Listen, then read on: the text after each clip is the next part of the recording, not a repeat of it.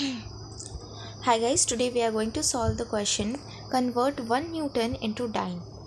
सो इस क्वेश्चन में आपको क्या कह रहा है कि 1 न्यूटन आपको क्वांटिटी दे रखी है एंड आपसे पूछ रहा है कि इस क्वांटिटी को डाइन में आप कन्वर्ट करके बताइए। तो सबसे पहली चीज़ जो आपको समझनी है वो ये है कि न्यूटन की बात करें या डाइन की बात करें, ये दोनों ही क्वांटिटी हैं किसकी, फोर्स की। तो इन दोनों में डिफरेंस क्या है, आपके मन में क्वेश्चन आया होगा।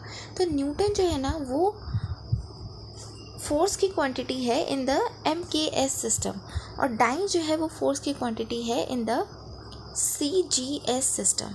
अब MKS सिस्टम यानी मीटर किलोग्राम सेकंड और CGS सिस्टम यानी सेंटीमीटर ग्राम एंड सेकंड। तो बेसिकली आपको फोर्स की जो यूनिट मीटर किलोग्राम सेकंड यानी MKS सिस्टम में है उसे आपको CGS सिस्टम में कन्वर्ट करना है। सो आई होप यहाँ तक क्लियर होगा। अब जैसा कि पता है कि न्यूटन क्या है, फोर्स की यूनिट है। तो फोर्स इज इक्वल टू, हमें पता है कितना होता है, मास इनटू एक्सेलरेशन, है ना। आपने ये फॉर्मूला पढ़ा होगा F इक्वल ma, उसी फॉर्मूले से मैंने यहाँ पर ये लिखा है force is equal mass into acceleration. Force की यूनिट न्यूटन, तो न्यूटन किसके इक्वल होगी, मास यानी केजी और इनटू एक्सेलरेशन जो कि होता है metre per second square.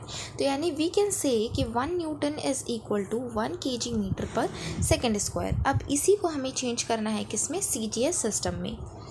So finally हमारा क्वेश्चन हो जाता है convert 1 KG metre per second square in CGS system. CGS में किलोग्राम चेंज होगा किसमें, ग्राम में, ये जो है it will change into gram. Metre change होगा हमारा सेंटीमीटर में, और सेकंड तो एज इट इज रहेगा। ओके, तो अब इसे कन्वर्ट करते हैं। 1 kg इक्वल्स 1000 ग्राम और 1 मीटर इक्वल्स 100 सेंटीमीटर अपॉन में second square. So this is basically 10 to the power 5 gram centimeter per second square. So here's the solution. Thank you so much for watching this video.